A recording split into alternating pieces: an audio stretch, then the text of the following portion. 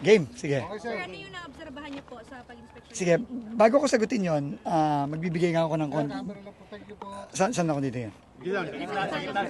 So, magbibigay muna ako ng konting background dito. No? Itong project na to, bibigyan ko kayo ng kopya nito. No? Bibigyan ko kayo ng, ito yung project briefer na galing sa DPWH. Galing to sa DPWH website. No? Project briefer to. Bibigyan ko kayo ng kopya nito.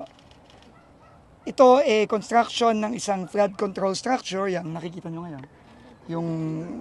Yung protection wall, no? Dito sa river, worth 96.5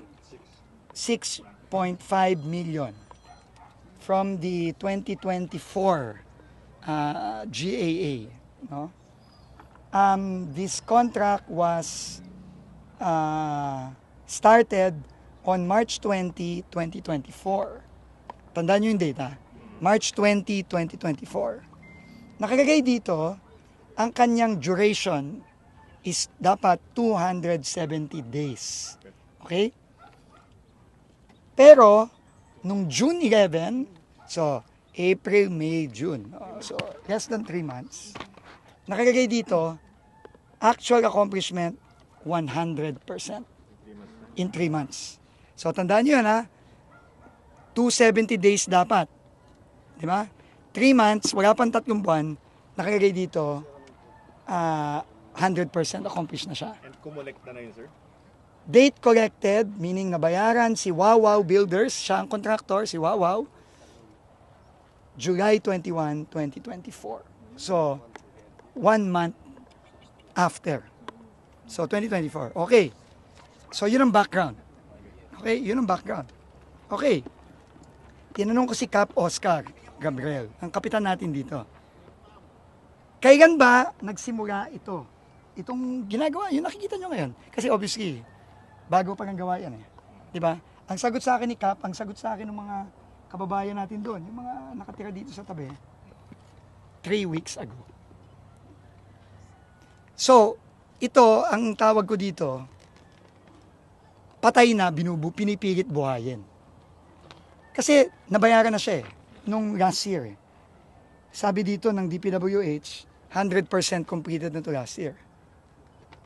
Pero, siguro, 3 weeks ago, umiinit, nag-iimbestiga na ang Senado, nag-iimbestiga na ang Kongreso, nagalit na ang Pangulo.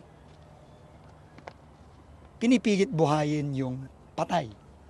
Wala na to ghost project ito Klarong-klaro na ghost project ito. Pero dahil lang sa mga pangyayari, hinahabol ngayon. And kausap ko din yung subcontractor, si Jojo. Kabalan ko ito. Kinontrata lang siya 3 weeks ago. No, 3 weeks ago. Bayad na to, ha? Tandaan nyo, bayad. July 2024, bayad na to. Naka-record sa DPWH, completed. Ito na ang pinakamagaling at pinakamabilis na contractor na nakita ko. Na 270 days, ang schedule, natapos niya in less than 3 months. Ito na ang pinakamagaling na contractor talaga. No?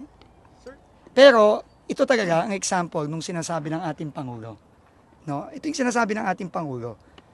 Na talagang ito, kahayupan na ito. Hindi tao itong mga taon to. Nakita niyo naman yung hirap ng mga kababayan natin dito. Gano'ng kadalas kang binabaha dito, Kap? Actually, never naman binaha.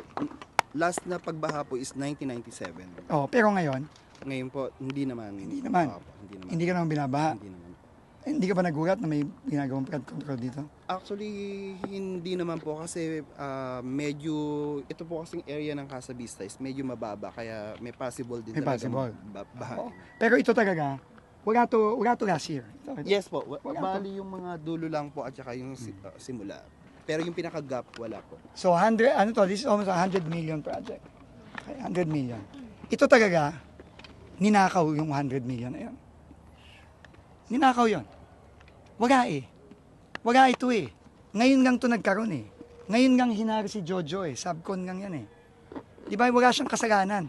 Naghahanap buhay lang yung kababayan natin na yan Pero tong hayop na wawaw na ito, at yung kung sino man ang may-ari niyan, talagang kailangan managot yan. And kung sino man ang nag-aproba nito sa DPWH, kailangan managot nito. Wala pa. Wala. Hahanapin ko yung dokumento. Ano gang to? Summary eh. Saan? Meron ba? Ito. Ito pala. Hindi ko nakita yung signature eh. Ang nag-clear down nito, si JP Mendoza, Chief Construction Section, si Bryce Erickson Hernandez, Assistant DE, tsaka si Henry Alcantara at that time DE. Ito na yung under investigation, sir. Oo, ito yung pinadala natin ng lookout order. So, ganito na lang, no? Bago tayo mag-usap pa. Today, I'm going to announce, number one, Henry Alcantara, effective today, is dismissed from the... Ngayon, he's suspended. Okay, he is now dismissed. I will call for a summary dismissal of Henry Alcantara. And next week, I will ask the DPWH legal to recommend filing charges, the appropriate charges against Henry Alcantara. Criminal? Whatever, well, obviously criminal to. No, criminal to. I mean, pag nanakaw ito eh. 100 million. 100 million. 100 million. So si Henry Alcantara, dismissed, and we will recommend filing of charges with the Ombudsman. Bryce Fernandez, JP Mendoza, I will already begin proceedings of dismissal. No, may proseso tayo dyan, kailangan nating sundin yan. Pero sisimulan na natin yan at hindi ako magtataka na madidismiss na rin to very, very soon. Pero hindi na natin hihintayin yun. Papafayagan na rin natin kasabay ni Henry Alcantara ng appropriate charges sa Office of the Ombudsman. So I will order the DPWH legal team to already prepare the necessary recommendations supported by documents such as this, no, to file the appropriate charges against them. This is this is criminal. Mga hayop to mga taong to, hindi tao to mga to. Isa pa lang to, by the way. Isang project pa lang to. Finally, no, I will also order the perpetual lifetime blacklisting of Wawaw builders from DPWH and all their possible affiliates. No, alam naman natin, minsan may mga kung sino man ang may-ari ng Wawaw, meron din siyang mga ibang lahat yun. Hindi lang kung mahanap namin yung mga kumpanya na sila din ang may-ari, kung sino may-ari ng Wawaw, pati yon papaban natin. Papaban ko na rin, i-announce ko na rin, papaban din natin kasabay ng Wawaw yung SYMS, yung SIMS na gumawa ng proyekto na nakita ng ating Pangulo nung nakaraang mga linggo na ghost project din. Sinabi natin, no, pag ghost project, kailangan automatic perpetual ban, lifetime. And then, second, we will also recommend the filing of charges with the Department of Justice against Wawaw builders and against SIMS. And all the people involved here, both those who are clearly dummies and the real owners or the beneficial owners, depending on the investigation of the DOJ. No, and later on, maybe the independent commission to be formed by the president. But let me just end with this. No, the president has repeatedly said, and this was his clear marching orders to me, that we must not allow this to happen anymore and to hold people who have done this to account. Hindi tayo papayag dito. Kawawa sila Cap Oscar, kawawa yung mga tao dito.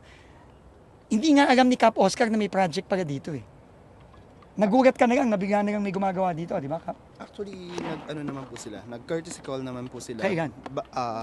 3 weeks ago. 3 weeks ago. Oh, 3 weeks ago nga. Pero hindi mo alam na last year po to. Yes po. Hindi po. No, ginagawa siya. I mean, parts of it. Hindi. Yung parts, matagal na yan eh. Kita mo naman eh. Ang tagal ng gawa ng mga yun eh. Pero ito, 3 weeks ago lang tong segment na ito. Ito yung 100 million. Ito yung 100 million. Last year, when it said March 20 to June 11, walang nothing. Sir, itong ikli na to, 100 million. Phase 2 na to, sir? Phase 2 na to? Hindi ko alam. Hindi ko alam kung anong phase ito. Ilang meters po yun, sir? Tinatanong ko nga kay Jojo, ilang metro ba ito? Sir, excuse. Oh, Kung di po ako nagkakamali, 3 portion po kasi itong ginawa sa Mikasa Vista. Eh. Bali, ito po yung pinakalas. ito yung, Pero ito yung declared finished 24. yes. Yes. So, anyway, as I was gonna say, this is the President's marching orders and we will execute. Hahanapin namin lahat itong mga multong to. Hahanapin natin lahat to.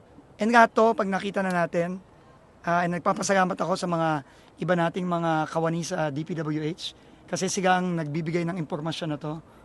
Nagpapasalamat ako sa kanilang lahat. No, binigay nila sa atin to at meron pa silang binibigay na iba.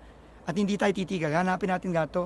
At kung anong ginawa natin dito sa mga DE, assistant DE, engineer dito sa DPWH na kakonsyaba dito at doon sa mga kontraktor, ganun din ang gagawin natin sa iba. So simula pa lang ito. No? And hindi tayo titigil. No? Alam nyo, naalala ko, 2 years ago, si Senator Joel Villanueva, who hails from Bulacan, already talked about this in the Senate. No, he already called it out as early as I think 2023. No, and I would like to personally thank Senator Joel. No, because as early as 2023, he was already calling this out. No, I know he's being accused of a lot of things, but the fact is, in 2023, when this was not yet a thing or hot, Senator Joel was already calling this out. No, and in fact, I spoke to him and I said I was coming here. And he told me, marami pa dyan. And I think that is absolutely true because that's what we're getting also from DPWH. Bulacan pa lang to. Bulacan pa lang to. So, ano talaga? Nakakarindi tong ganito. No? I can just imagine how angry the president is. No? Kasi hindi tao yung gumawa nito, hayop. Mga hayop ang gumawa nito, hindi sila tao. Para gawin nila to sa mga kababayan natin.